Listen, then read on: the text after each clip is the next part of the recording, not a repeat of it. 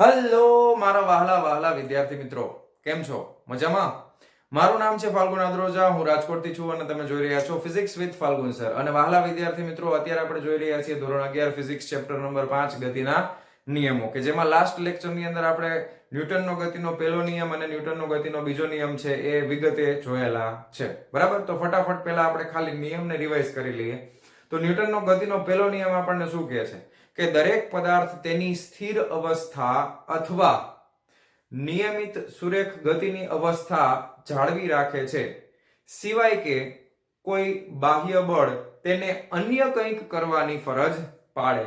ભાષાની દ્રષ્ટિએ, લેંગ્વેજની દ્રષ્ટિએ થોડાક અઘરા શબ્દો આ નિયમની અંદર મૂકેલા છે, એટલે તમે તમારી રીતે ફેરફાર કરીને લખી શકો છો. ખરેખર એ જડત્વનો જ નિયમ છે. બરાબર? અને આ પહેલી વ્યાખ્યા ઉપરથી આપણે એક સાદા સ્વરૂપમાં વ્યાખ્યા લખી હતી કે જો કોઈ બાહ્ય બળ છે એના ઉપર અસર ન કરતું હોય, એટલે કે જો પદાર્થ પર લાગતું બાહ્ય બળ શૂન્ય હોય તો તેનો પ્રવેગ પણ શું થવાનો છે? તો કે શૂન્ય થશે. અને જો કોઈ પદાર્થ ઉપર બાહ્ય બળ શૂન્ય ન હોય, એટલે કે અશૂન્ય હોય, તો તેનો પ્રવેગ પણ અશૂન્ય હશે. તો આ હતો ન્યૂટનનો ગતિનો પહેલો નિયમ, અને એને આપણે ઘણા બધા ઉદાહરણો દ્વારા સમજાતા. અને એ નિયમ ઉપરથી કોઈ દાખલા કે કોઈ સૂત્ર કે એવી કોઈ વસ્તુ આપણે યાદ રાખવાની હતી નહીં. બસ ખાલી કન્સેપ્ટને મગજમાં રાખવાનો હતો. એના ઉપરથી તમને એમસીક્યુ ટાઈપના ક્વેશ્ચન છે પૂછી શકે. ઉદાહરણનો જે દાખલો આપણે જોયો તો એની અંદર પણ કોઈ ગણતરી નહોતી. બરાબર? પણ ખાલી આપણે એમાં જોવાનું હતું કે મુક્ત થઈ જાય છે યાન વાળો દાખલો યાદ કરો. બરાબર છે? અવકાશ યાન હોય અને 100 મીટર પ્રતિ સેકન્ડ સ્ક્વેરનો પ્રવેગ હતો. બરાબર? અને એમાંથી કોઈ અવકાશ યાત્રી છૂટો પડી જાય તો એનો પ્રવેગ શૂન્ય હોય છે, જવાબ આવે છે. બરાબર? એટલે કોઈ ગણતરી હતી નહીં. પછી આપણે શીખાતા ન્યૂટનનો ગતિનો બીજો નિયમ. તો ન્યૂટનના ગતિના બીજા નિયમમાં સૌથી પહેલા સૌથી અગત્યની વસ્તુ હતી કે વેગમાન વિશે માહિતી હોવી જોઈએ. વેગમાન એટલે શું થાય? તો કે દળ ગુણ્યા વેગ થશે. વેગ સદિશ રાશિ હોવાથી વેગમાન પણ કેવી રાશિ છે? તો કે સદિશ રાશિ છે. વેગમાનના ઘણા બધા ઉદાહરણો આપણે જોયા હતા કે કોઈ પણ પદાર્થ ઉપર લાગતું બળ છે, બાહ્ય બળ છે. તો બીજો નિયમ શીખવા માટેનું કારણ એ હતું કે વ્યવહારની અંદર, બરાબર છે, જ્યારે કોઈ પદાર્થ ઉપર લાગતું ચોખ્ખું બાહ્ય બળ શૂન્ય ન હોય ત્યારે એનો સંબંધ કોની સાથે છે? તો કે પ્રવેગની સાથે છે. તો એના ઉદાહરણો આપણે એ રીતે જોયા હતા કે બળનો સંબંધ દળની સાથે પણ છે, બળનો સંબંધ વેગની સાથે પણ છે, એટલે ફાઇનલી બળનો સંબંધ વેગમાનની સાથે છે. પણ ખાલી બળનો સંબંધ વેગમાનની સાથે પણ નથી. વેગમાનમાં જે ફેરફાર થાય છે એ કેટલા સમયગાળાની અંદર ફેરફાર થાય છે એના ઉપર પણ બળનો આધાર રહેલો છે. અને પછી આપણે જોયું હતું કે આ સંબંધ દર્શાવવા માટે આપણે એક ઉદાહરણ એવું પણ લીધું હતું કે જે સદિશ સ્વરૂપે દર્શાવે, એક પથ્થરને દોરી વડે બાંધીને ગોળ ગોળ ફેરવવા વાળું ઉદાહરણ. યાદ આવી ગયું? અને એના પછી આપણે ન્યૂટનનો ગતિનો બીજો નિયમ છે એની વ્યાખ્યા લખી હતી. બરાબર છે? ન્યૂટનના ગતિના બીજા નિયમની વ્યાખ્યા આપણે લખી હતી. તો ન્યૂટનનો ગતિનો બીજો નિયમ આપણને શું કહે છે કે કોઈ પણ પદાર્થના વેગમાનમાં થતા ફેરફારનો દર તેના પર લાગતા બાહ્ય બળના સમપ્રમાણમાં અને બળની દિશામાં હોય છે. ફરીથી, કોઈ પણ પદાર્થના વેગમાનમાં થતા ફેરફારનો દર તેના પર લાગતા બાહ્ય બળના સમપ્રમાણમાં અને વેગમાનના ફેરફારની દિશા, એટલે કે બળની દિશામાં હોય છે. બરાબર?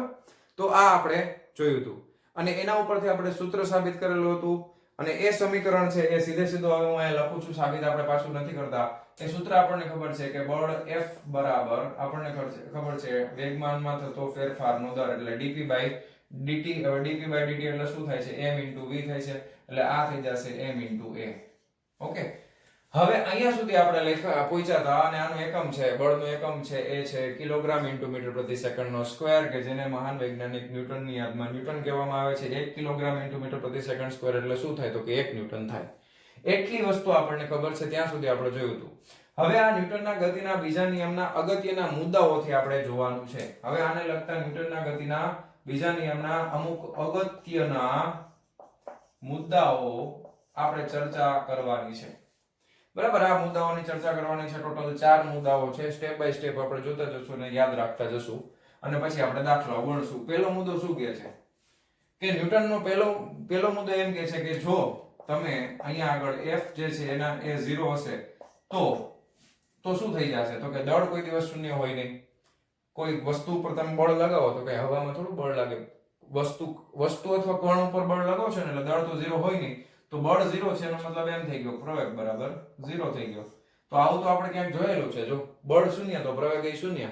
તો હમણાં જ આપણે વાત કરી ને, તો આ જે વસ્તુ છે એ ન્યૂટનનો ગતિનો બીજો નિયમ ન્યૂટનના ગતિના પહેલા નિયમની સાથે સુસંગત છે. પેલું આપણે એમ યાદ રાખશું અગત્યના મુદ્દામાં કે જો f બરાબર 0 થાય તો a બરાબર 0 થાય. આખું વાક્ય લખતો નથી, ટેક્સ્ટ બુકમાંથી તમે રીડ કરી શકો છો કે આમ હોવાથી તમે એમ કહી શકો કે ન્યૂટનનો ગતિનો બીજો નિયમ એના પહેલા નિયમની સાથે સુસંગત છે. પહેલા નિયમમાં આપણે આવું જોયું હતું કે f બરાબર 0 હોય તો a બરાબર શું થવું જોઈએ? તો કે 0 થવું જોઈએ. બીજો મુદ્દો આપણે યાદ કરવાની પ્રયત્ન જો બીજો મુદ્દો યાદ રાખીએ કે જો બળ F જે છે એ સદિશ રાશિ છે. F કેવી રાશિ છે? તો કે F છે એ સદિશ રાશિ છે. બરાબર છે. સદિશ રાશિ હોય તો તેના ઘટકો આપણને મળે ને. અને ત્રિપરિમાણની વાત કરીએ તો 3 ઘટકો મળવા જોઈએ. દ્વિપરિમાણની વાત કરીએ તો 2 ઘટકો મળવા જોઈએ. એક x અક્ષ ઉપરનો ઘટક, એક y અક્ષ ઉપરનો ઘટક. પણ ત્રિપરિમાણમાં છે તો બળના પણ આપણને 3 અલગ અલગ ઘટકો મળશે. તો 3 અલગ અલગ ઘટકો કઈ રીતે લખી શકાય? જ્યારે આપણે ઘટક લખતા હોય તો ઉપર સદિશની નિશાની નહીં આવે, ધ્યાન આપજો ખાસ. ખાલી fx લખવાનું, dpx/dt થશે ને, dpx/dt. તો f બરાબર માં એટલે m a x થઈ જશે. એ જ રીતના y અક્ષ ઉપરનો ઘટક fy બરાબર dpy/dt ઇઝ ઇક્વલ ટુ શું થઈ જશે? m a y. એ જ રીતે z અક્ષનો ઘટક fz બરાબર dpz/dt બરાબર થઈ જશે m a z. તો ત્રણેય અક્ષ ઉપરના ઘટકો, બળના 3 ઘટકો આપણને મળે, f(x), f(y) અને f(z). હવે એક સરસ મજાનો મુદ્દો આપણે યાદ રાખશું કે જ્યારે આ 3 ઘટકો ક્યારે મળે? તો કે જ્યારે વેગમાનનો ફેરફાર એટલે કે વેગની દિશા અને પદાર્થ ઉપર લાગતા બાહ્ય બળની દિશા વચ્ચે કંઈક ખૂણો બનતો હોય, એટલે કે f અને v ની વચમાં જો કંઈક ખૂણો બનતો હોય તો આપણને બળના 3 ઘટકો અથવા 2 ઘટકો જે પ્રમાણે પરિસ્થિતિ છે એ પ્રમાણે આપણને મળશે. બરાબર છે. અને આ 3 ઘટકોનો સરવાળો કરીએ, સદિશ સરવાળો, એટલે આપણને બાહ્ય બળ, ચોખ્ખું બાહ્ય બળ મળે. હવે એક ખાસ અગત્યનો મુદ્દો આપણે યાદ રાખવાનો છે આના ઉપરથી. આપણે આગળના પ્રકરણમાં પ્રક્ષિપ્ત ગતિ વિશે ડિટેલમાં અભ્યાસ કરી ચૂક્યા છીએ, યાદ હોવું જોઈએ બધાને. દાખલા તરીકે આ x અક્ષ છે, આ y અક્ષ છે, અહીંથી પદાર્થને પ્રક્ષિપ્ત ગતિ કરવામાં આવે, ફેંકવામાં આવે તો એનો ગતિપથ છે આ રીતનો હોય, તમને બધાને ખબર છે.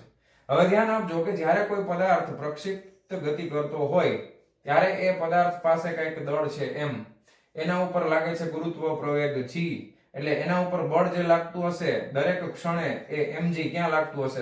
દરેક બિંદુ પાસે ક્યાં લાગતું હોય? તો કે નીચે જ લાગતું હોય. ક્યાં લાગતું હોય? તો કે નીચે જ લાગતું હોય. કેટલું લાગે? તો કે mg જેટલું જ લાગે, એમાં કઈ ફેર પડે નહીં. આ બિંદુ પાસે હોય તો પણ mg લાગે, અહીંયા પણ mg લાગે, બધી જગ્યાએ mg લાગશે. ખબર પડી ગઈ? દરેક બિંદુ પાસે નીચે તરફ તો mg જ લાગશે ને, કારણ કે દળ બદલાવાનું નથી પદાર્થનું, ગુરુત્વ પ્રવેગ અચળ છે એટલે બળ આ જ દિશામાં લાગે. પણ તમને ખબર છે વેગ છે ને એ સદિશ છે, તો અહીંયા તમે અહીંયાથી ફેંકો તો પ્રારંભિક વેગ v0 સાથે, યાદ કરો પ્રક્ષિપ્ત ગતિમાં, તો આ જગ્યા ઉપર વેગનો ઘટક જો v હોય તો તમે કહી શકો કે વેગના 2 ઘટકો આપણને મળે છે, સમક્ષિતિજ ઘટક અને શિરોલંબ ઘટક. જો મળે કે નહીં? હવે તમને યાદ છે આ આપણે લેતા હતા v0 cos θ0, બરાબર છે. આ કેટલો લેતા હતા? v0 cos θ0 બરાબર તમે vx લેતા હતા. v0 cos θ0 બરાબર આપણે vx લેતા હતા. અને આખા ગતિપથમાં આ ઘટક ક્યારેય બદલાવાનો નથી. એ ન બદલાવા પાછળનું કારણ તમે જોઈ શકો છો કે આ બળ છે ને, આ બળ માત્ર નીચે તરફ લાગે છે. જો બળ માત્ર નીચે તરફ લાગતું હોય તો સમક્ષિતિજ ઘટકમાં એને કાંઈ દખલ કરવાની આવે જ નહીં. એ માત્ર શિરોલંબ ઘટકમાં જ ફેરફાર કરી શકે. તમને ખબર છે કે શિરોલંબ ઘટક અહીંયા પહોંચે ત્યારે vy બરાબર 0 થઈ જાય છે. શિરોલંબ ઘટક અહીંયા તમે પહોંચી જશો ત્યારે vy નીચે તરફ આવતો રહે છે, આની દિશામાં. આ જગ્યાએ vy છે એ ઉપર તરફ હતો, અહીંયા ખૂણો બનતો તો θ, યાદ કરો બધું પ્રક્ષિપ્ત ગતિમાં. તો આ વાક્ય તમને એમ કહેવા માંગે છે કે જ્યારે કોઈ પદાર્થ પ્રક્ષિપ્ત ગતિ કરતો હોય ત્યારે જો બળ વેગની સાથે કંઈક ખૂણો બનાવતો હોય, એટલે બળનો વેગની સાથેનો ખૂણો તમે કઈ રીતે લેશો? તો કે આ ખૂણો બને ને, બળનો વેગની સાથેનો ખૂણો.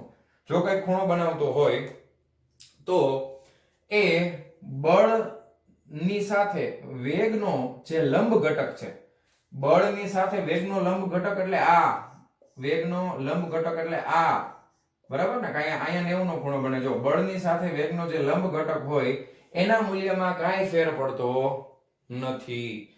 બરાબર છે? માત્ર વેગના બીજા ઘટકમાં એટલે કે શિરોલંબ ઘટકની અંદર જ ફેરફાર જોવા મળે છે. એવું તમારે યાદ રાખવાનું છે આ ટોપિકની સાથે. સમજાઈ ગયું? તો આ પહેલા 2 મુદ્દા અગત્યના યાદ રહી ગયા. હવે આકૃતિ જવા દઉં છું, ખાસ તમને ખાસ સમજાવવા માટે જ મેં આકૃતિ બનાવેલી છે. ક્લિયર? સમજાઈ ગયું? ચાલો જવા દો. હવે આપણે 4 મુદ્દા યાદ રાખવાના છે. પહેલા 2 મુદ્દા યાદ રહી ગયા. પાકું? ત્રીજો મુદ્દો યાદ રાખીએ. ત્રીજા મુદ્દામાં તમે સમીકરણ જુઓ તો કે આ સમીકરણ છે, આ કોના માટે લાગુ પડે? તો કે જે સમીકરણ છે ને એ સમીકરણ એકાકી એમ નહીં, એમ એકાકી એટલે એકલું, એમ સિંગલ એટલે એકલું, એને એકાકી કહેવાય. એકાકી કાકા ક્યાં, એવું નહીં ભાઈ. આ એકાકી એટલે માત્ર બિંદુવત હોય ને, એટલે એકલો કોણ હોય એના માટે તમે આ સમીકરણ લાગુ પાડ્યું છે. બરાબર છે? એકાકી કોણ માટે તમે આ સમીકરણ લાગુ પાડી શકો છો કે f બરાબર માં. બરાબર છે? કારણ કે આ સમીકરણ આપણે બિંદુવત કોણ માટે લાવ્યા હતા ને, આ સમીકરણ છે કોના માટે લાવ્યા હતા? તો કે કોણ માટે લાવ્યા. તો પ્રશ્ન એમ થાય કે તો શું આ સમીકરણ છે એ આખા દ્રઢ પદાર્થ હોય? આખો દ્રઢ પદાર્થ એટલે શું એ પાછું તમને હજી ન ખબર પડે. દ્રઢ પદાર્થ કોને કહેવાય એમ. એટલે તમે અત્યારે એવું સમજો કે દ્રઢ પદાર્થ એટલે મજબૂત પદાર્થ. એવું સમજો કે જ્યારે કોઈ પદાર્થને કોઈ અક્ષની સાપેક્ષમાં ફેરવવામાં આવે ત્યારે એના જે પદાર્થના બધા કણો છે, બરાબર છે, એ સરખી જ રેડિયસની અંદર ગોળ ગોળ ફરતા હોય, બરાબર, અને એક સરખા સમયમાં એક સરખું અંતર કાપતા હોય, ત્યારે એવા પદાર્થને દ્રઢ પદાર્થ કહેવામાં આવે છે. તો દ્રઢ પદાર્થનો મતલબ એટલે એવું નથી સમજવાનું જેના ભાંગીને ભૂકા ન થઈ શકે, એવું જરૂરી નથી, પણ એ પરિસ્થિતિ ઉપર આધાર રાખશે. એ આ ચર્ચા આપણે પ્રકરણ 7 માં કરવાની છે, પણ એની થોડી ઘણી ઝલક અહીંયા આપણને આપી છે કે દાખલા તરીકે આ સમીકરણ શું ખાલી કણ માટે જ લાગે? તો કે ના, કણ માટે ન લાગે, કણોના આખા તંત્ર માટે પણ લાગુ પાડી શકાય. કણોનું તંત્ર દ્રઢ પદાર્થમાંથી પણ બનેલું હોય, બરાબર છે? તમે દ્રઢ પદાર્થ એટલે અત્યારે તમે કોઈ પથ્થરનો ટુકડો સમજો કે જેના બધા કણો છે, એને પથ્થરને કોઈ અક્ષની સાપેક્ષમાં ફેરવવામાં આવે તો એના બધા કણોનું અંતર છે એ અક્ષની સાપેક્ષમાં અચળ જ રહેશે, બરાબર છે? અક્ષની સાપેક્ષ જે હશે, જે અક્ષથી તમે એને ફેરવતા હોય તો એના બધા કણોનું અંતર છે એ અક્ષની સાપેક્ષમાં કેવું રહેવાનું છે? અચળ. એ બદલાશે નહીં. તો એવો પદાર્થ છે એને દ્રઢ પદાર્થ કહેવાય. અને એક સરખા સમયમાં એક સરખું અંતર કાપે બધાય કણ. તો એવા પદાર્થને એના માટે પણ બળનું આ જ સૂત્ર લાગશે. એના માટે પણ બળનું કયું સમીકરણ લાગુ પડશે? આ જ સમીકરણ લાગુ પડશે. પછી કણોનું આખું તંત્ર હોય ને, તો એના માટે એક વસ્તુ વ્યાખ્યાયિત કરવાના છીએ આપણે, એ પણ 7મા પ્રકરણની અંદર, જેને કહેવામાં આવે છે દ્રવ્યમાન કેન્દ્ર. શું કહેવામાં આવે છે? દ્રવ્યમાન કેન્દ્ર. એકદમ સિમ્પલ ઉદાહરણ આપું, એના વિશે મેથેમેટિકલી હું તમને ત્યારે જ સમજાવીશ, પણ અત્યારે તમે સમજો કે તમારી પાસે આ રીતનો એક બ્લોક પડેલો હોય, બરાબર, એક આ રીતનું ખોખું બોક્સ આખું સોલિડ છે, કોઈ ઈંટ છે, તો એના એક તમે સેન્ટરનો એક બિંદુ નક્કી ન કરી શકો આખું, કે જ્યાંથી બધા બિંદુઓનું અંતર ઓલમોસ્ટ લગભગ સમાન હોય, બધા બિંદુઓનું અંતર લગભગ સમાન હોય, તો આખા જે આખો પદાર્થ છે એ આખા પદાર્થનું દ્રવ્ય એટલે કે આખા પદાર્થનું દળ આપણે એવું માનીને હાલશું કે આ બિંદુ ઉપર કેન્દ્રિત થયેલું છે. આખા પદાર્થનું દ્રવ્ય આ એક બિંદુ ઉપર કેન્દ્રિત થયેલું છે એવું માનશું આપણે, બરાબર છે? તો એને કહેવામાં આવે છે દ્રવ્યમાન કેન્દ્ર. ખાલી એકદમ, હું બાયોલોજીનો સબ્જેક્ટ તો નથી ભણાવતો, પણ તમને પૂછવામાં આવે કે માનવ શરીરનું દ્રવ્યમાન કેન્દ્ર કઈ જગ્યાએ આવેલું હોય, તો તમને બધાને ખબર છે નાભી, જેને આપણે ડુટ્ટી કહીએ છીએ, તો એ જગ્યા ઉપર આપણું દ્રવ્યમાન કેન્દ્ર રહેલું છે એવું જનરલી કહેવાય. તો એવી રીતે દરેક પદાર્થ છે એનું આખા પદાર્થનું દ્રવ્ય કોઈ એક બિંદુ ઉપર કેન્દ્રિત થયેલું હોય, તો જેને કહેવામાં આવે છે દ્રવ્યમાન કેન્દ્ર.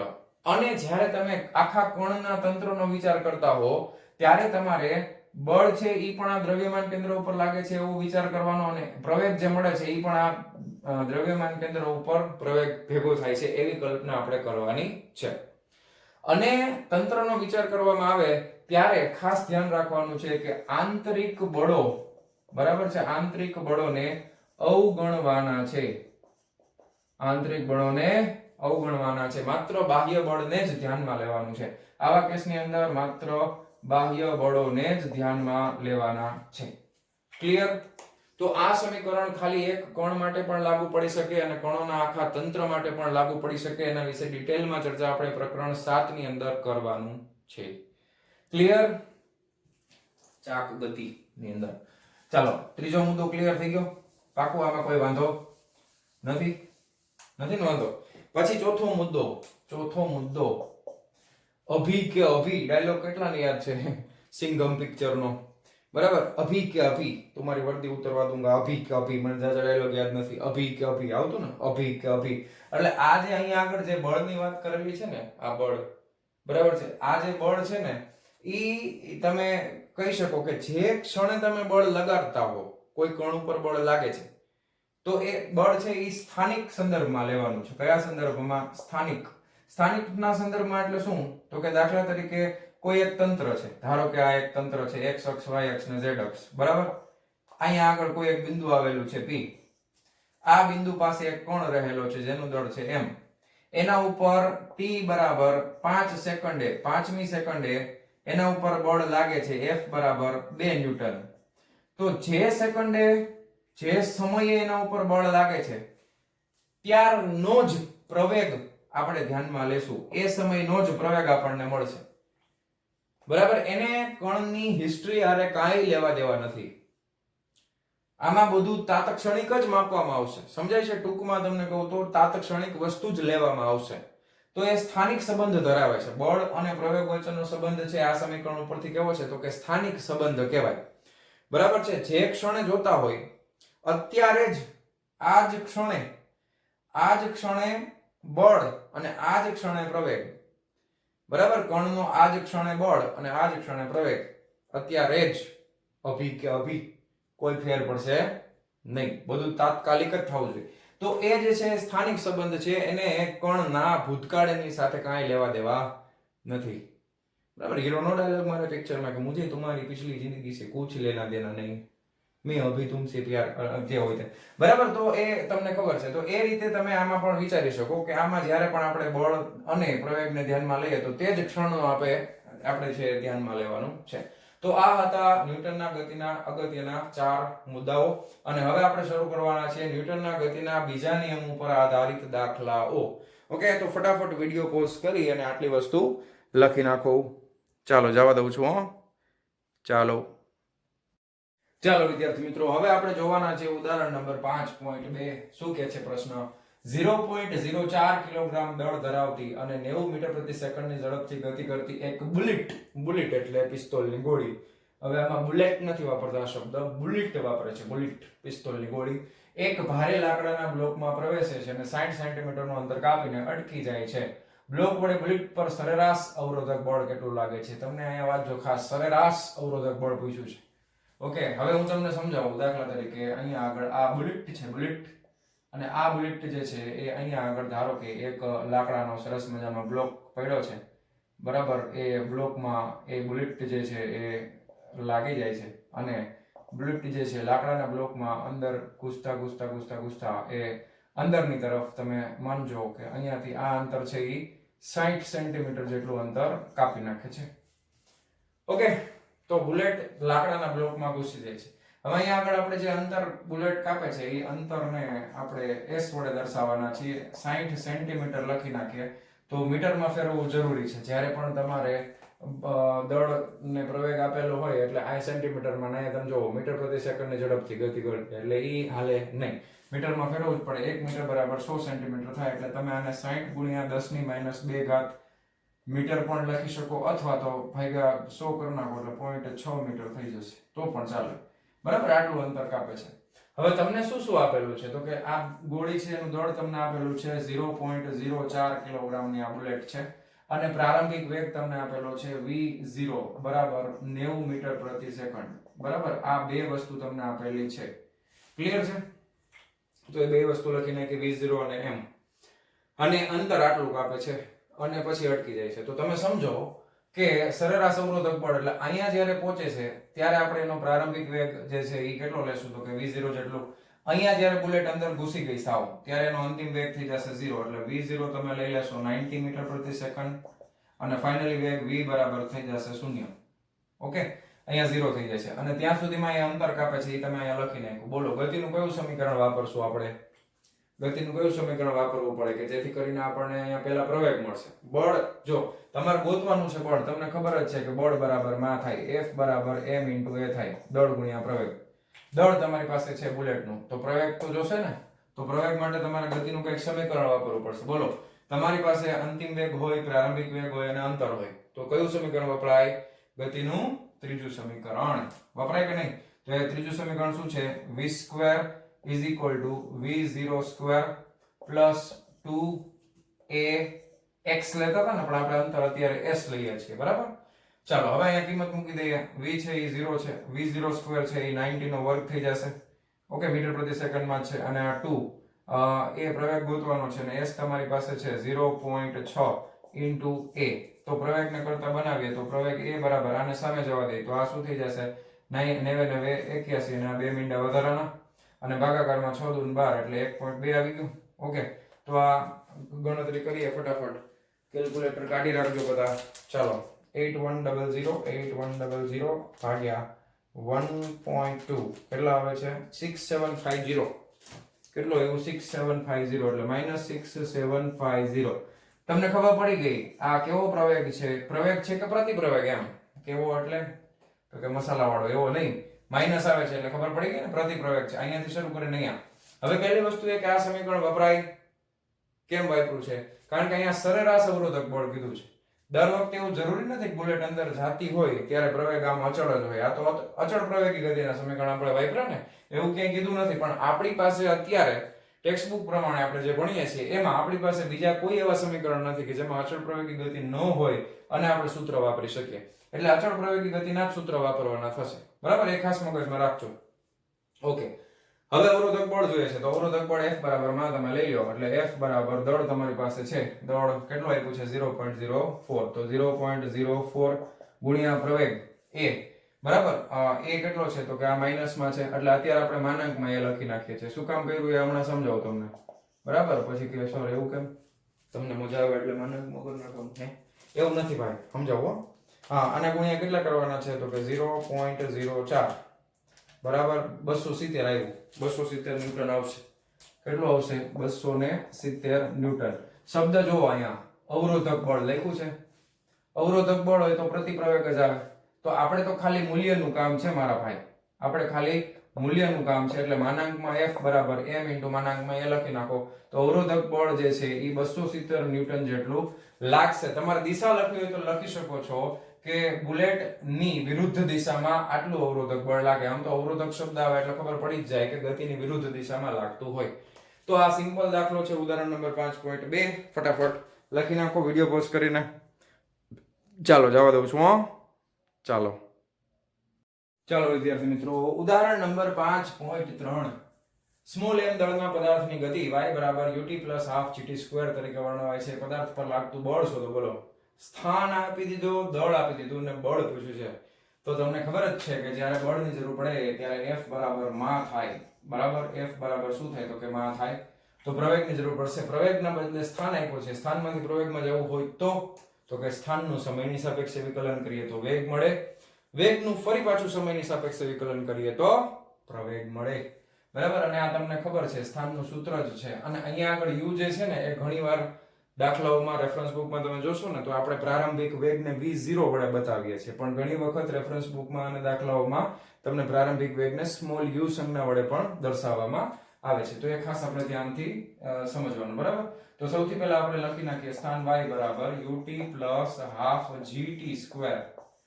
ઓકે, જ્યાં g છે એ ખરેખર ગુરુત્વ પ્રવેગ છે. g શું છે તો કે ગુરુત્વ પ્રવેગ છે.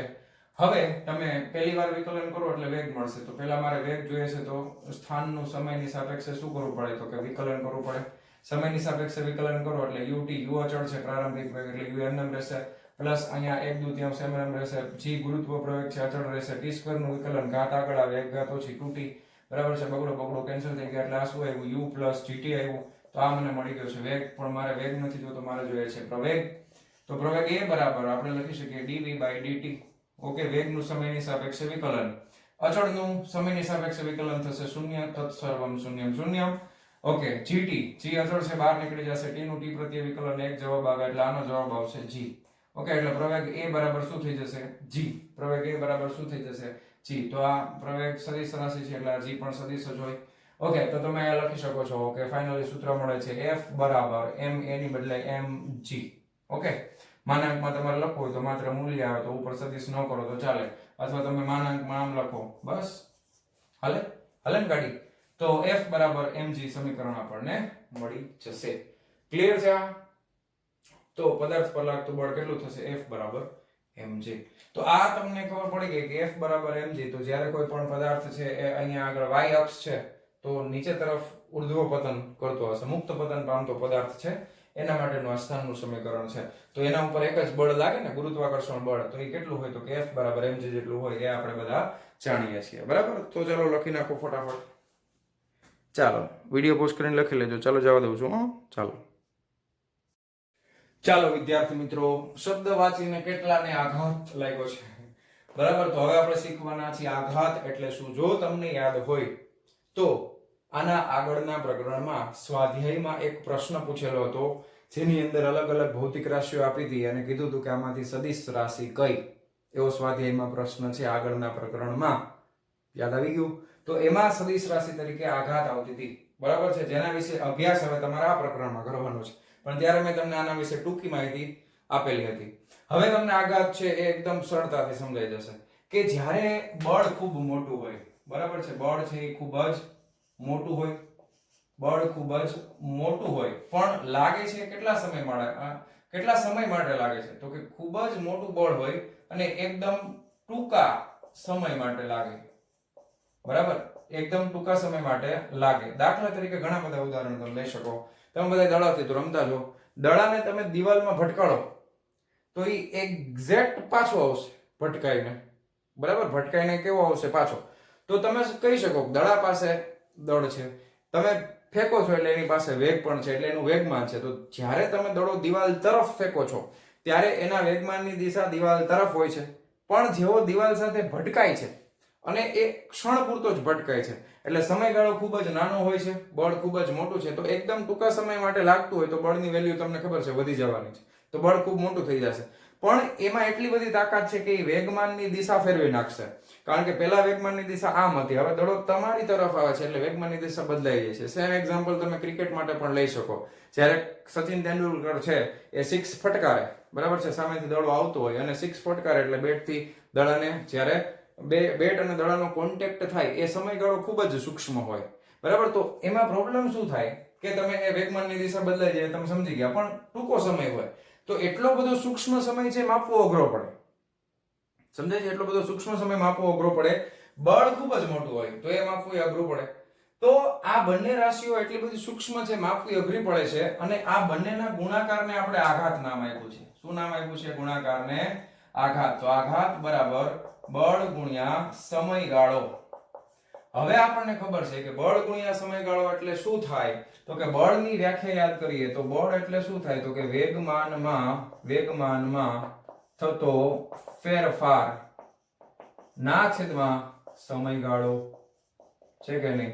તો હવે તમે શું લખ્યું? તો કે બળ ગુણ્યા સમયગાળો. તો બળ ગુણ્યા સમય, આને તમે અહીંયા લઈ આવો, ચોકડી ગુણાકાર કરી નાખો. તો બળ ગુણ્યા સમયગાળો એટલે શું થાય? તો કે વેગમાનમાં થતો ફેરફાર. શું થાય? તો કે વેગમાનમાં થતો ફેરફાર. ઓકે, તો ખાસ યાદ રાખવાનું છે બળ ગુણ્યા સમયગાળો એટલે શું થાય? તો કે આઘાત થાય. આઘાત ક્યારે લાગે? તો કે એકદમ સૂક્ષ્મ સમય માટે લાગે ને ખૂબ મોટા બળ ઉપર લાગતું હોય. આઘાતમાં તાકાત કેવી છે? તો કે વેગમાનની દિશા છે એ બદલાવી શકે છે. તો પહેલાના સમયમાં અથવા તો જે આ બળ લાગે છે ને ખૂબ જ મોટું બળ હોય છે, એટલા માટે એને ઘણી વખત આઘાતી બળ કહેવામાં આવે છે. કેવું બળ? આઘાતી બળ કહેવામાં આવે છે. એક શબ્દ છે, યાદ રાખી લઈએ, આઘાતી બળ પણ કહેવામાં આવે છે. હવે પહેલાના જમાનાની અંદર એટલે વિજ્ઞાનની અંદર આઘાતી બળ છે અને બીજા બધા બળો કરતા અલગ રીતે દર્શાવવામાં આવતું. જ્યારે ન્યૂટને શોધ કરી એના પહેલાની વાત છે. પણ ન્યૂટોનિયન યંત્રશાસ્ત્રની અંદર આઘાતી બળને બીજા બધા બળોની સાથે જ સમાવવામાં આવે છે. એમાં કાંઈ બીજો ફરક રહેલો નથી. બરાબર, તો આ હતું આઘાત, એટલે કે એને ઇંગ્લિશમાં કહેવામાં આવે છે ઇમ્પલ્સ. બીજી વસ્તુ તમે જો, આઘાત છે એ બળ ગુણ્યા સમયગાળો છે. સમય છે એ અદિશ રાશિ છે પણ બળ સદિશ રાશિ છે, એટલે આઘાત છે એ પણ કેવી રાશિ થશે? સદિશ રાશિ. બરાબર, શું કામ સદિશ થાય છે? કારણ કે બળ સદિશ રાશિ છે. હવે આપણને ખબર પડી ગઈ બળ કેવી રાશિ છે? સદિશ રાશિ છે, એટલા માટે આઘાત પણ કેવી રાશિ થશે? સદિશ રાશિ થશે. ઓકે, ક્લિયર છે? આમાં કઈ પ્રોબ્લેમ નથી ને? ચાલો, તો હવે આપણે ફરી પાછો એક ઉદાહરણનો દાખલો જોવાના છીએ. તો આ વસ્તુ નોટ ડાઉન કરો ફટાફટ, આઘાત લખી નાખો. ચાલો જવા દઉં છું. ચાલો વિદ્યાર્થી મિત્રો, હવે જોશું ઉદાહરણ નંબર 5.4. શું કહે છે? એક બેટ્સમેન બોલને તેની 12 મીટર પ્રતિ સેકન્ડની પ્રારંભિક ઝડપને બદલ્યા સિવાય સીધો બોલરની દિશામાં પાછો ફટકારે છે. જો બોલનું દળ 0.15 કિલોગ્રામ હોય તો બોલ પર લાગતો આઘાત શોધો. બોલની ગતિ સુરેખ ધારો. આપણને કીધું છે બોલની ગતિ છે એ સુરેખ. ધારો આપણે કલ્પના કરીએ કે દાખલા તરીકે અહીંયાથી બોલર છે એ દડાને છે એ ફેંકે છે આ બાજુ, બરાબર છે. પછી અહીંયા એક બેટ્સમેન છે, હવે એનું બેટ આવું કંઈક બેટ હોય ને, ઘણા કે સાહેબ આ તમે ગાજર દોરીને ભાઈ બેટ છે યાર, સમજો ને યાર, એટલું તો સમજાઈ જાય ને, આ બેટ છે. હવે કંઈક લાગે કે નહીં બેટ છે એવું, આ ટૂંકમાં હાથ થાય એવું નથી લાગતું, સમજી ગયા ને? બસ હાલો, હવે અહીંયાથી દડો ભટકાય છે અને આ જ દિશામાં પાછી ગતિ કરે છે, એટલે આ દડો છે એ આમ ગતિ કરવાની શરૂ કરે છે બોલરની દિશામાં. અહીંયા બોલર છે, બરાબર, અને અહીંયા બેટ્સમેન છે. ઓકે, બેટ્સમેન, બેટમેન નહીં, બેટ્સમેન છે. તો હવે તમે જુઓ કે અહીંયા આગળ તમારી પાસે કઈ કઈ વસ્તુઓ છે, તો કે તમારી પાસે પ્રારંભિક વેગ છે, એટલે v0 તમે લખો તો કેટલો થાય, તો કે 12 મીટર પ્રતિ સેકન્ડ થાય કે નહીં? ઓકે, અને તમારી પાસે બોલનું દળ છે, તો m બરાબર 0.15 કિલોગ્રામ છે. બસ આટલી જ વસ્તુ આપી, બીજું કાંઈ આપેલું નથી. પછી પૂછ્યું છે આઘાત પાછું. ઓકે, હવે આઘાત એટલે તમને જો અહીંયા સમયગાળો તો છે નહીં, તો તમે બળ ગુણ્યા સમય તો કરી નથી શકવાના, પણ તમે વેગમાનનો ફેરફાર માપી શકો, બરાબર ને? આ બાજુ આવે છે એટલે આ થઈ જશે અંતિમ વેગમાન, બરાબર, વેગમાન, અને આ બાજુ જાય છે એ કયું થઈ જશે, તો કે પ્રારંભિક વેગમાન. થઈ જાય કે નહીં? પ્રારંભિક વેગમાન અને અંતિમ વેગમાન. તો વેગમાનનો ફેરફાર, વેગમાનનો ફેરફાર. હવે આમાં પ્લસ માઇનસ માં ખાસ ધ્યાન આપજો. અંતિમ વેગમાન છે એ આ તરફ છે, એને આપણે ધન ગણીએ છીએ. અંતિમ વેગમાન, વેગમાનમાં થતો ફેરફાર, તો અંતિમ વેગમાન એટલે દળ ગુણ્યા વેગ. તો દળ કેટલું છે, તો કે હવે આ પાછું જો ફટકારે છે એટલે આટલી ઝડપથી જાય છે, એવું લખ્યું છે જો એમાં, પ્રારંભિક ઝડપને બદલ્યા વગર, એટલે પાછું જતી વખતે આટલી જશે, એટલે 0.15 ગુણ્યા 12 કરો. હવે માઇનસ તમે શું કરશો, તો કે માઇનસ તમે કરવાના છો પ્રારંભિક વેગમાન. તો પ્રારંભિક વેગમાનમાં દળ તો અદિશ રાશિ છે એટલે એમ જ આવશે, પણ જ્યારે તમે ગુણાકારમાં વેગ લખો છો તો વેગની દિશા આ બાજુ તમે ધન ગણી છે, ધ્યાન આપજો. અંતિમ વેગમાનમાં આ બાજુની દિશા છે એને તમે ધન ગણી છે, પોઝિટિવ ગણી છે, તો વેગની આ બાજુની દિશા છે એને તમારે ઋણ ગણવી પડે, એટલા માટે અહીંયા -12 આવશે. ધ્યાન આપજો ખાસ. તો ખાલી કરવાનું તો છે 15 ગુણ્યા 12 જ તે કરવાનું છે, બરાબર છે. 12 ગુણ્યા 15 કેટલા થાય, તો કે 18 આવે છે, બરાબર, એટલે 180 આવે છે, એને ભાંગે 100 કરી નાખી એટલે કેટલા થઈ ગયા, 1.8 થઈ ગયા. તો આ 1.8, આ માઇનસ માઇનસ પ્લસ 1.8 થઈ જશે, અને 18 3.6 આવશે, અને આ 3.6 પ્લસ જવાબ છે. એનો મતલબ એમ કે વેગમાનની દિશા કઈ તરફ છે, બોલર તરફ છે, બરાબર છે.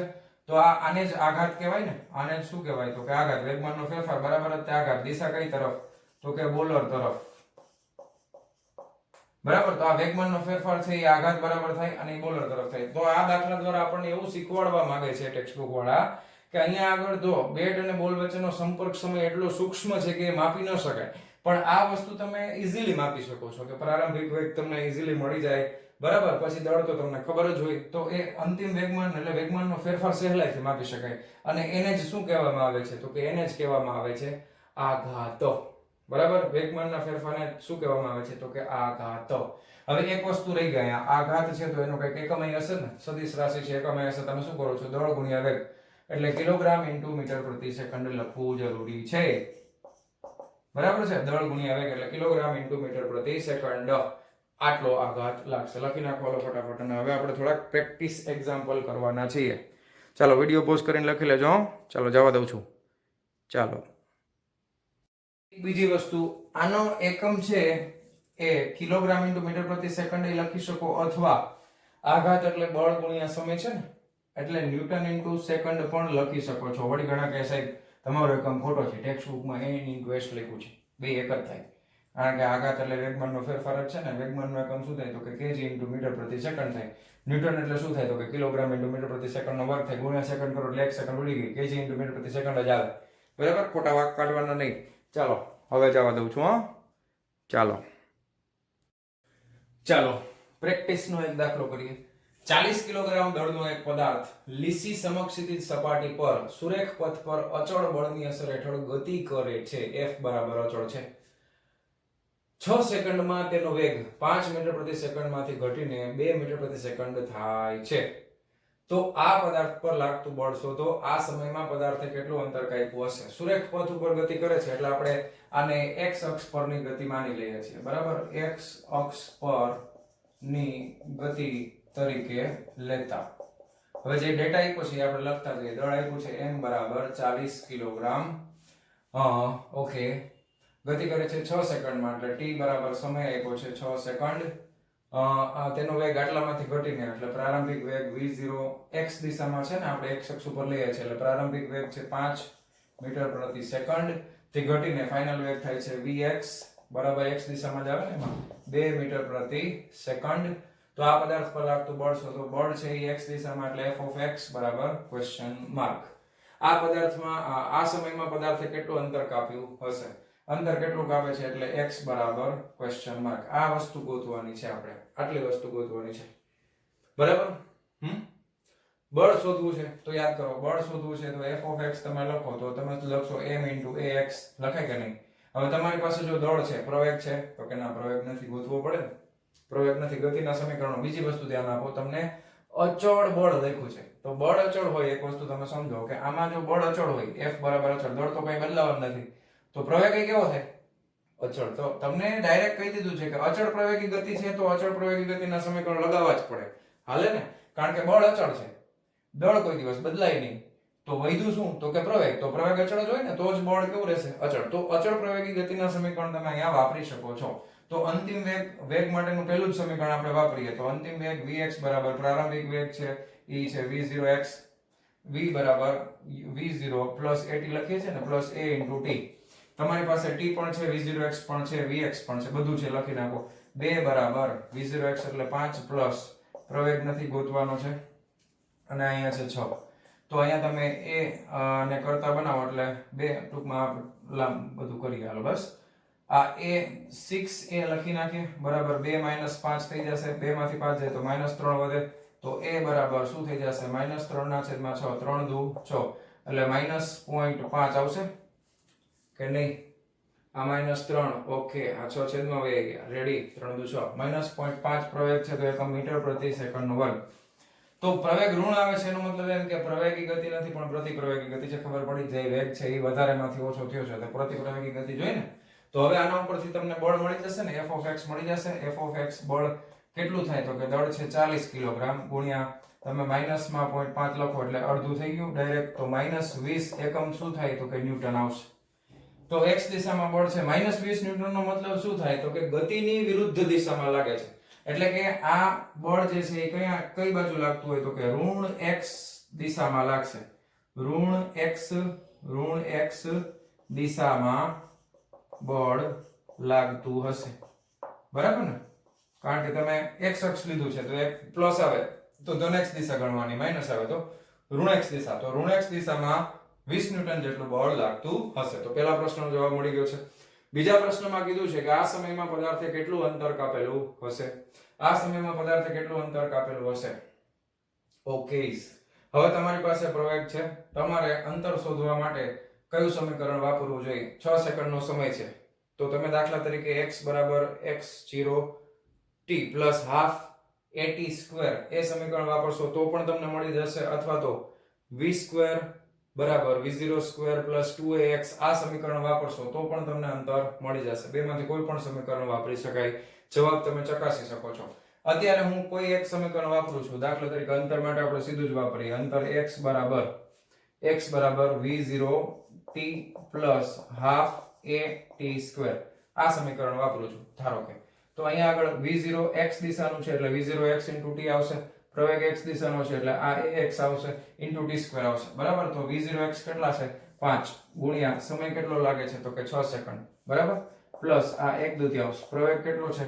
તો કે પ્રવેગ છે -0.5 એટલે -1/2 લખી નાખું, અને t નો વર્ગ તો 6 36 લખી નાખું, બરાબર છે. તો અહીંયા તમે જુઓ તો 18 દુ 36 થાય અને 2 નવા 18 થાય, તો આ -9 થઈ ગયા, 6 પંચા 30, માઈનસ કેટલા છે? તો કે 9, 30 માંથી 9 જાય તો કેટલા વધે? તો કે 21 મીટર અંતર આવશે. તો કેટલું અંતર કાપશે? x બરાબર 21 મીટર જેટલું અંતર કપાશે. ઓકે, ગતિ દરમિયાન કેટલું અંતર કપાશે? 21 મીટર જેટલું અંતર કપાશે. બીજા સૂત્રથી તમારે કરવું હોય તોય કરી શકો છો, કાંઈ વાંધો નથી, જવાબ એક સરખો જ આવશે, કાંઈ ફેર પડવાનો નથી, બરાબર. તો લખી નાખો આ. ચાલો વિડીયો પોઝ કરીને લખી લેજો. ચાલો જવા દઉં છું. ચાલો વિદ્યાર્થી મિત્રો, બીજો એક પ્રેક્ટિસનો કરીએ. સ્મોલ m દળના પદાર્થ પર 45 ન્યૂટન જેટલું બળ લગાડતા તેમાં 4.5 મીટર પ્રતિ સેકન્ડ સ્ક્વેરનો પ્રવેગ ઉત્પન્ન થાય છે અને આટલું જ બળ m ડેશ દળના પદાર્થ પર લગાડતા તેમાં 9 મીટર પ્રતિ સેકન્ડ સ્ક્વેરનો પ્રવેગ ઉત્પન્ન થાય છે. તો આ બે પદાર્થોને ભેગા બાંધીને આટલું જ બળ લગાડીએ તો તેમાં ઉત્પન્ન થતો પ્રવેગ શોધો. ચાલો એકદમ સિમ્પલ દાખલો છે બરાબર. દાખલા તરીકે તમને બળ આપી દીધું છે F બરાબર 45 ન્યૂટન. ખાલી મૂલ્ય લખું છું એટલે કઈ સદિશ કરવાની જરૂર નથી, દિશા આપણે નથી બતાવી બરાબર. અને પ્રવેગ છે એ પણ આપણે માત્ર મૂલ્ય લખીએ છીએ તો 4.5 મીટર પ્રતિ સેકન્ડ સ્ક્વેર. ઓકે, m દળનો પદાર્થ છે એટલે આ m માટે લાગુ પડે છે. તો આના માટે તમે લખી શકો F બરાબર માં બરાબર. તો m દળનો પદાર્થ છે તો m કેટલું થાય તો કે F ના છેદમાં a. F કેટલું છે તો કે 45 ના છેદમાં 4.5 બરાબર. એટલે 45 ગયા એટલે 0.1 થઈ ગયું છે, નો છેદંશમાં 10 ઉપર છેદમાં 1. જવાબ છે 10 કિલોગ્રામ. તો આ પહેલો કેસ થઈ ગયો. બીજા કેસની અંદર તમે વાંચો તો બીજા કેસમાં બળ તો આટલું જ છે, અહીંયા નહીં અહીંયા લખેલો જગ્યા છે આપણી પાસે. તો બીજા કેસમાં બળ તો આટલું લાગે છે એમ કીધું છે બરાબર. પણ m ડેશ દળ છે, દળ m ડેશ છે અને પ્રવેગ કેટલો ઉત્પન્ન થાય છે. દાખલા તરીકે a ડેશ નામ આપી દઈએ તો 9 મીટર પ્રતિ સેકન્ડનો વર્ગ થશે અને દળ છે એ m ડેશ છે. તો આ કેસ માટે તમે સૂત્ર વાપરશો તો f તો એ જ છે તો m ડેશ a ડેશ થઈ જશે. તો m ડેશ તમને મળી જશે સિમ્પલ. f ના છેદમાં a ડેશ. f કેટલું છે 45, આ 9 પંચા 45, 5 કિલોગ્રામ આવે. હાલો હવે તમે બેને ભેગા બાંધી દો છો અને પછી પ્રવેગ કેટલો આવે છે એની ચર્ચા કરવાની છે. તો હવે અહીંયા આપણે લખી શકાય કુલ દળ કેપિટલ M બરાબર m પ્લસ m ડેશ થાય. તો કુલ દળ m બરાબર m પ્લસ m ડેશ કરો એટલે 10 પ્લસ 5 એટલે 15 કિલોગ્રામ થઈ ગયું બરાબર. અને અહીંયા પ્રવેગ જે છે એને પ્રવેગને આપણે ધારો કે આપણે a ડેશ એ વાપરી લીધું તો a ડબલ ડેશ બરાબર ક્વેશ્ચન માર્ક. બળ અચળ છે F બરાબર 45 ન્યૂટન આપેલું છે, કઈ વાંધો નથી. તો સૂત્ર આનું જ આવશે F બરાબર m a ડબલ ડેશ. તો a ડબલ ડેશ કેટલો થઈ જશે F ના છેદમાં m એટલે 45 ના છેદમાં 15 તેરી 45 3 મીટર પ્રતિ સેકન્ડ નો વર્ગ છે ને. સાવ સહેલો દાખલો. જવાબ આવશે 3 મીટર પ્રતિ સેકન્ડ નો વર્ગ. ઓકે, તો આવું તમને MCQ માં પૂછી શકે. ચાલો લખી નાખજો ફટાફટ, વિડીયો પોઝ કરીને જવા દઉં છું. ચાલો વિદ્યાર્થી મિત્રો, ચલો દાખલો બસ પ્રેક્ટિસ નો, હવે નહીં પછી લેક્ચર પૂરો. ઓકે, જોઈ લેજો બસ પ્લીઝ. હાલો, એક સમક્ષિતિજ સુરેખ રસ્તા પર 1000 કિલોગ્રામ દળની એક કાર, એટલે કારનું દળ તમને આપી દીધું છે m બરાબર 1000 કિલોગ્રામ. સુરેખ રસ્તો છે એટલે x અક્ષ લઈ લેશું. 30 મીટર પ્રતિ સેકન્ડના વેગથી ગતિ કરે છે. પ્રારંભિક વેગ v0 બરાબર તમે લઈ શકો છો 30 મીટર પ્રતિ સેકન્ડ અને x પ્રારંભિક છે, x અક્ષ ધારવાની છે. દૂરથી ટ્રાફિક સિગ્નલની રેડ લાઇટ જોઈને ડ્રાઈવર બ્રેક મારતા 4 કિલોન્યુટનનું અચળ બ્રેકિંગ ફોર્સ લાગે છે.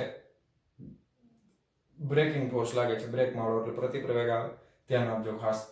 તો પેલું કારનો પ્રતિપ્રવેગ શોધો. બીજું કાર કેટલા સમયમાં થોભશે અને આ ગતિ દરમિયાન તે કેટલું અંતર કાપશે બરાબર છે. તો આ બ્રેકિંગ ફોર્સ છે એ તમે કઈ દિશામાં લેશો. આપણે કારની દિશા છે એ સુરેખ પથ ઉપર લઈએ એટલે x અક્ષ ઉપર તમે કારની દિશા કારની ગતિ તેમાં લ્યો છો. તમે જ્યારે બ્રેકિંગ ફોર્સ એપ્લાય કરો છો તો બ્રેકિંગ ફોર્સ છે આ દિશામાં લાગે. FB નામ આપું છું, ફેસબુક નથી, આ બ્રેકિંગ ફોર્સ છે. તો F બ્રેકિંગ ફોર્સ છે એ ઋણ x દિશામાં લાગશે, ધ્યાન આપજો ખાસ. તો તમને ખબર છે કે તમે કારને બ્રેક લગાવો એટલે ફોર્સ આ દિશામાં લાગે, ત્યારે તમારે બ્રેકિંગ ફોર્સ છે એ ઋણ લેવું પડશે. સીધે સીધું શું લેવું પડશે? ઋણ લેવું પડશે. સમજાય છે તમને બરાબર કે નહીં? બ્રેકિંગ ફોર્સ તમારે ઋણ લેવો પડશે, એ ધ્યાનમાં રાખવાનું છે ખાલી. તો બ્રેકિંગ ફોર્સ તમે લખી નાખો. F બ્રેકિંગ ફોર્સ છે એ કેટલું છે, ખાલી મૂલ્યની વાત કરીએ છીએ 4 કિલો ન્યૂટન. પણ દિશા પણ છે, આપણે x અક્ષની સાપેક્ષમાં દિશા લખીએ છીએ એટલે આપણે આને જ્યારે લખશું ત્યારે હું અહીંયા -4 લખી નાખું છું. કિલો એટલે 1000 થાય એટલે -4000 ન્યૂટનનો બ્રેકિંગ ફોર્સ લાગશે. અહીંયા તમે લખી શકો છો ઋણ x દિશામાં. માઈનસ શું કામ લીધું?